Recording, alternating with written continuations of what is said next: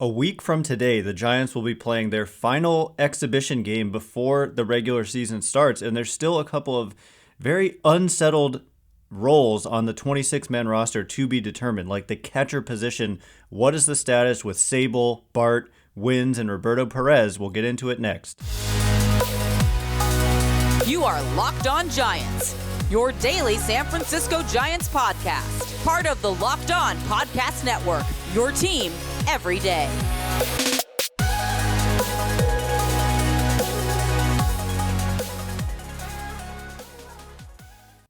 Hello and welcome to Locked On Giants, part of the Locked On Podcast Network, where it's your team every day. My name is Ben Kaspick, and on this show we provide daily episodes Monday through Friday, talking about the San Francisco Giants in a way that's data-driven and rational, but also simple, passionate, and accessible to all. I'm a former contributor for the baseball statistics and analysis websites Beyond the Box Score and Rotographs. I've been podcasting about the Giants since 2015, and I'm a lifelong fan.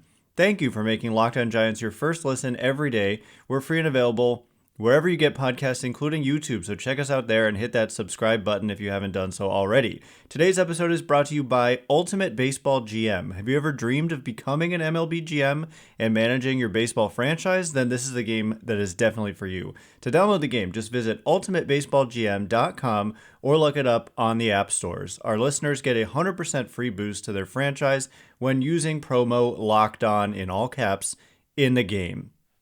And coming up on today's show, like I said, we are suddenly a week away from the final exhibition game. The Giants will be in the Bay Area on Sunday and Monday. Sunday in Oakland, Monday in San Francisco, and then that's it. Tuesday and Wednesday off, and then Thursday in New York, opening day. And really, so it's time to check back in on the catcher competition, because that is pretty clearly like the biggest unknown going into the opening day roster, which, Farhan Zaidi, of course, has said in the past that if there's ever something that's overrated, it's the opening day roster, because we spend all this time thinking about it, talking about it, and then it happens. And then, throughout the course of the season, they make roster moves all the time. And so it doesn't matter all that much what that opening day roster really is, because it's going to change. But when it comes to the catchers, it really does matter, particularly with Blake Sabol, because he's having a good spring offensively. He's a converted catcher, and he has to make the opening day team, or else he basically won't stick around in the Giants organization. He would be either traded or offered back to the Pittsburgh Pirates, essentially.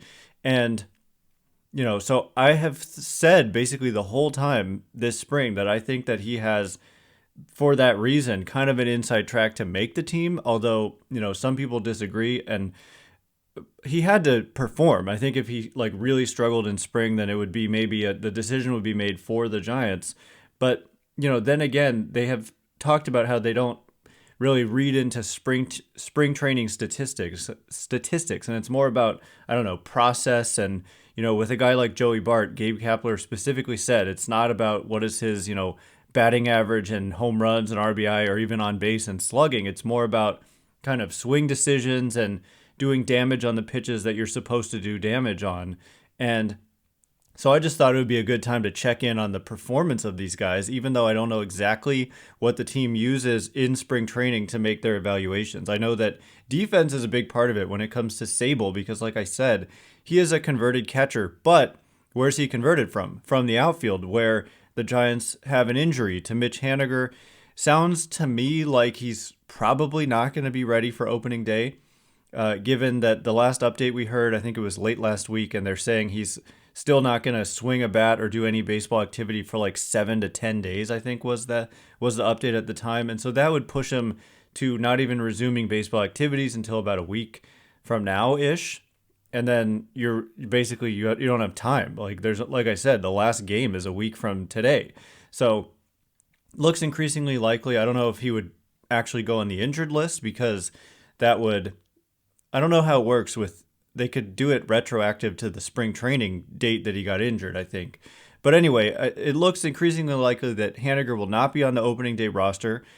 Hopefully he doesn't miss a lot of time and just a few games in the beginning and then healthy the rest of the way. But the fact that Blake Sabol, who has to make the team, can also play outfield, to me makes him even more likely to make this team. And so what has Blake Sabol done in spring? What have all these catchers, the 4 catchers who seem to be competing for 2 spots, but maybe 3, what have they done? Well, Blake Sabol, all he's done is hit 344 with a 488 on base percentage and 719 slugging. So the numbers kind of jump off the page. What really stands out to me is that 488 on base with a 344 average. So you see there a huge difference between the average and the on base. It's because he's walked in more than 20% of his plate appearances in the spring. And so that is a kind of process statistic in that, if you watch, a lot of these games lately have been televised or live streamed or whatever, and actually only one of the Giants' remaining games here is not accessible via TV or MLB.TV or live stream. Just by the way, if you have MLB.TV, there's only one more game you can't watch. But he's just so patient, and I think that it's kind of the opposite of a Joey Bart, who's had problems with being overly aggressive, and that's probably what's led to a lot of his struggles. But for Sabol, I mean, he's just super selective. He has struck out 25% of the time, which is pretty high for a spring training environment because you're not facing always the best pitchers and you're not facing guys who are always at their best. And so that's a worse than major league average strikeout rate. And to do that in spring training is a little bit, I don't want to say alarming, but it's a little high. But the 20% walk rate is extremely high and something that really jumps off the page. And then, of course, the 719 slugging, once again, looking at the gap between the average and the slugging, that is an enormous gap. It is a gap of 370. It's a big gap between. So that's what we call the isolated power. And so that number really jumps off the page as well. He's got 11 hits, and 6 of them are extra base hits, 3 homers, 3 doubles. And so that's really what teams value in an offensive player, is the ability to get on base and the ability to hit for power. So when you get your hits, you're hitting for power, and also just generally speaking, you get on base a lot. And so, look, it's spring training statistics. It's hard for me to say exactly what to read into and what not to read into. But the process, like the strikeouts and the walks, are something to definitely pay attention to. So let's talk about the next guy here, Joey Bart, who, as I've pointed out, has always done really, really well in spring training. And so, when he started off the spring hot, I just kind of sent out a cautionary message that, again, we don't want to read too much into spring training statistics. And for Bart, it was important to look at kind of the process numbers there. And this year, he's actually had a, quieter spring than he's generally had in the past, hitting 278 with a 350 on base percentage and 556 slugging. Contrasting to Sabol, Joey Bart only has 2 walks in 20 plate appearances. And so that is a obviously 10% walk rate, which is, only having 20 plate appearances Bart hasn't played that much compared to Sabol, who's had 44 plate appearances, more than twice as many as Bart. And so I think part of that is giving Sabol probably an opportunity defensively to see what he can do, because they just simply read more into your track record of minor league performance than a handful of games in spring training, basically. But for Bart, he's also struck out 4 times in 20 plate appearances, so a 20% strikeout rate. So that's, again, better than Sabol. We're talking about tiny samples here. So generally speaking, it's been a fine spring for Joey Bart. I wouldn't say anything really stands out too much from these numbers when I look at them. I think it's more about watching them defensively and about are you seeing damage on the pitches that you expect to see damage on? The thing about Sabol, I will just mention, is that he started off so scorching hot in the spring, but lately, the last several games, he's kind of come back down to earth. But this is important. What I have seen is that he's kept walking. He's kept being patient and making good swing decisions. And so just the simple fact that he has to make the team or else they don't get to keep him, basically, makes him that much more likely to me, given this performance, that he does make the team, and that opening potentially in the outfield creates another path for him. Although, Is he really going to be out there like opening day in left field, Gerrit Cole? They've done it before with the likes of Connor Joe and Michael Reed, and at least Connor Joe was a Rule 5 pick in the same vein. And so anyway, coming up in just a minute, we'll look at the other guys because I really do think at least one of these other two, Roberto Pérez and Austin Wynns, is actually going to make that team as well. So how are they going to fit all these guys on their roster? We'll get into it in just a minute.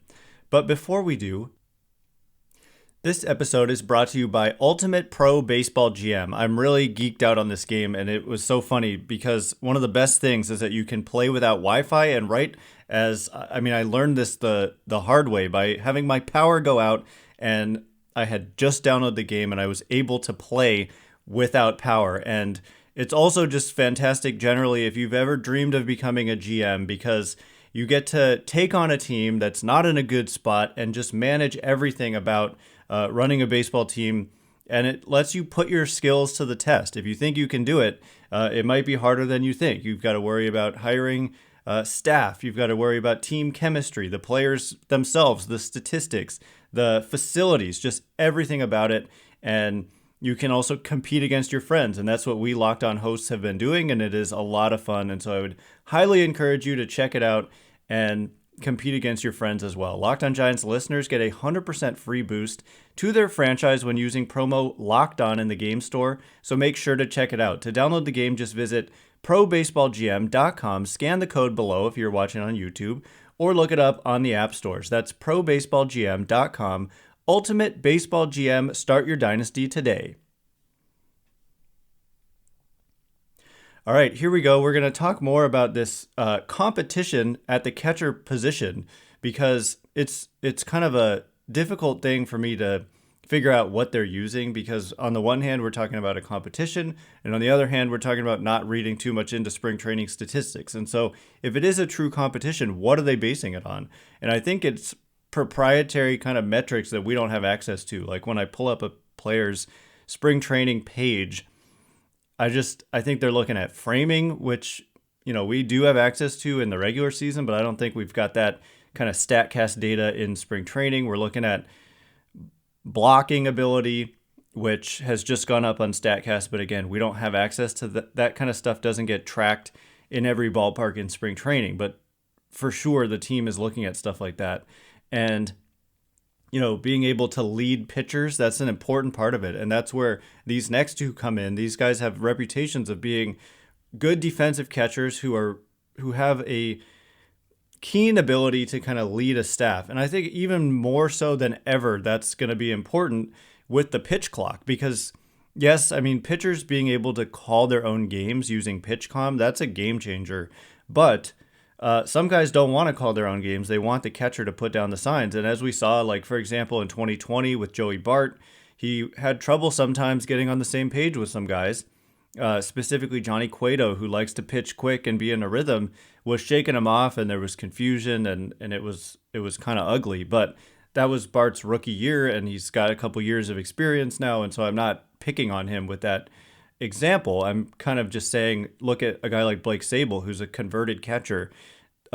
It could be a problem if you don't have that trust and ability to kind of put down the signs that the pitcher has conviction in, then it could be an issue. And so that's probably why, like I said, Sabol has so many plate appearances, is because he's playing a lot, because they want him to work with the pitchers and see how he looks defensively, and also let him try to prove himself with the bat. But defensively, I think it's really important. But Roberto Pérez, I think, has a really good shot of making this team. And that's why I kind of, when we call it a competition, I've always just felt like Roberto Pérez has enough of a track record that he doesn't really have to prove himself in the spring. And maybe it's defensively, you've just got to see that he's healthy and that he gels with the pitchers or whatever. But even though he has the fewest games played of any of these guys, Joey Bart has only played in 8 games. It's a little weird in the spring. Although I think he's played at the minor league facilities a lot and like caught Logan Webb in a minor league spring training game, for example. So that's probably part of the equation there for Bart. But it is interesting. But for Pérez, let's see, he's got a long history of playing in spring. This spring, he's only hit 200 with a 250 on base and 400 slugging. He's got what do we got here? 4 strikeouts and 1 walk in 16 plate appearances. So there's just not enough here for me to judge.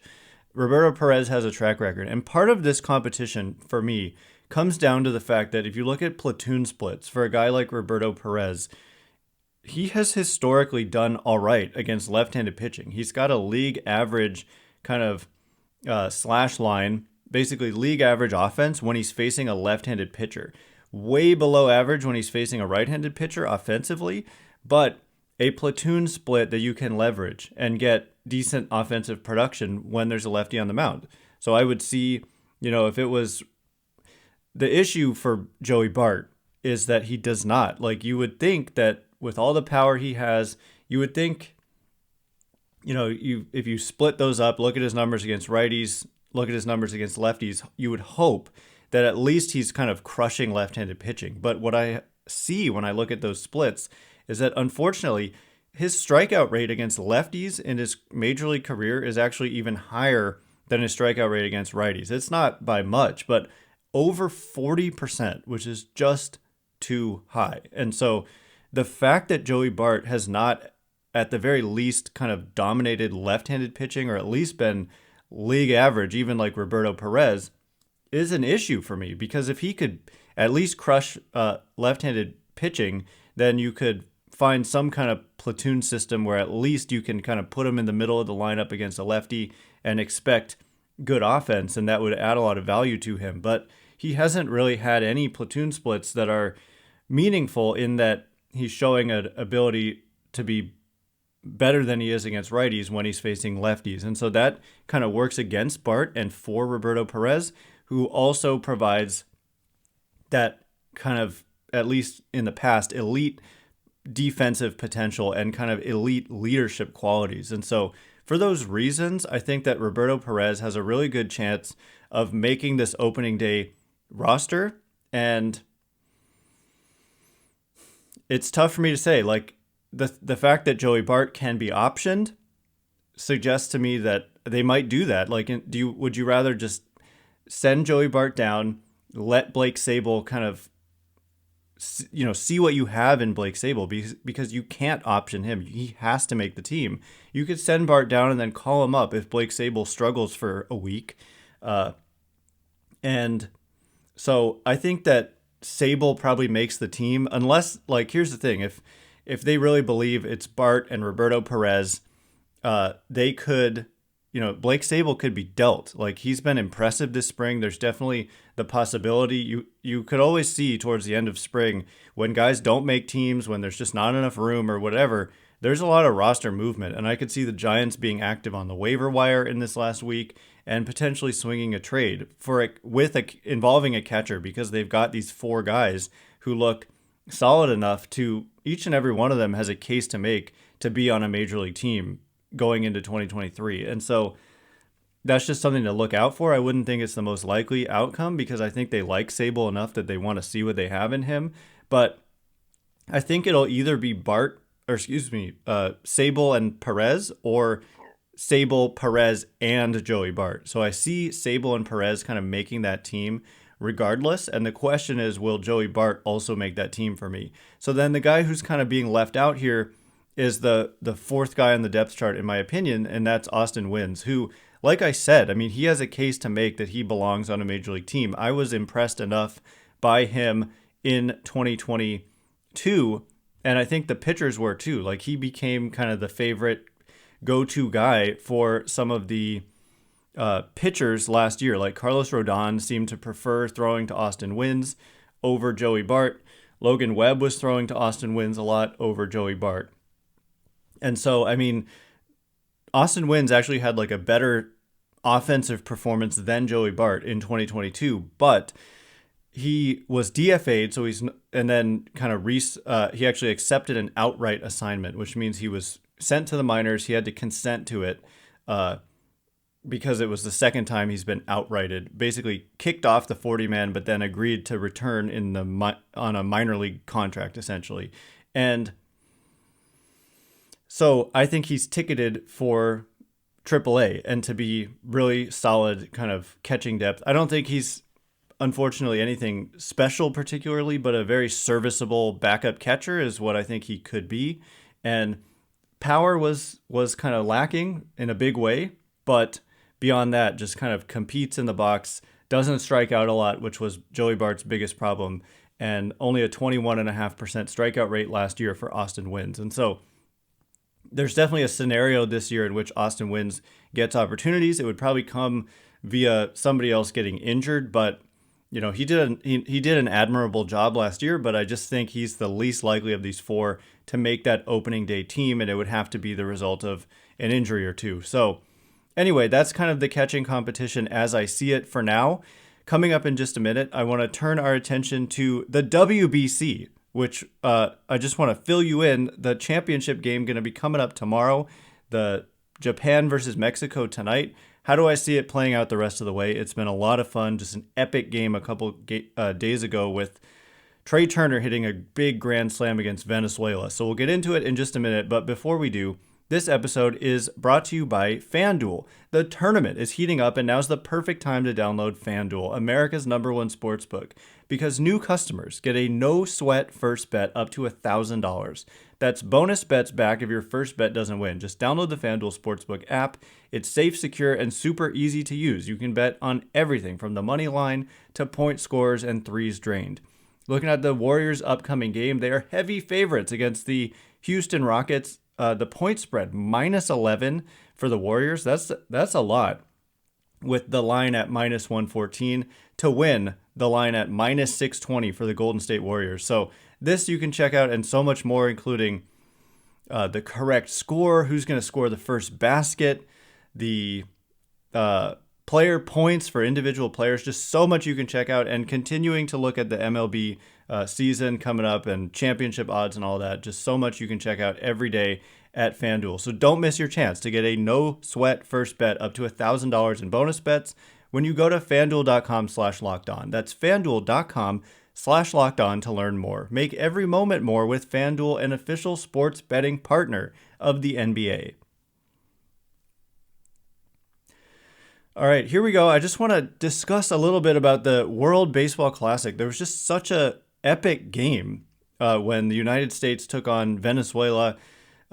Back and forth affair. The United States lineup is just one of the best lineups of all time, and they're just so relentless. And you've got Trey Turner, who literally signed a $300 million contract this offseason, hitting 9th for Team USA. Now, that's a little bit of a strange lineup decision by Mark DeRosa. I get it. He's probably thinking, quote, second leadoff hitter, which is like what you hear playing softball sometimes.